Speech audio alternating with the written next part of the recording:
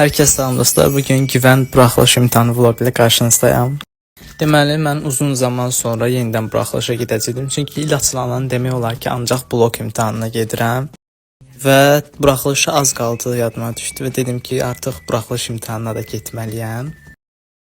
Nəysə, bir gün əvvələ qaydaq. Burada ingilis dilindən, riyaziyyatdan və Azərbaycan dilindən testləri işləyirəm, mövzular üzrə və ümumi sınaqları. Hava çox dəhşət dərəcədə soyuqdur. Nəysə, çıxdıq, gedirəm zəka kursları tərəfə Nərmanovda. Hal-hazırda bu dayanacaq çox istidir və kondisioner işləyir, sıfır. Nəysə dostlar, gəlib çatdıq zəka kurslarına, daha sonra isə yazıb qurtardım. Deməli dostlar, çıxmışam sınaqdan. Sizinlə birlikdə indi müzakirə edəcəyik. İngilis dilindən bilmədiyim sözlərin definishini istədilər. 81 biraz qəribə idi. Orada yazmışam 225 pi-432. Və 85-ci sualı yazmadım. Biraz qarışıq idi.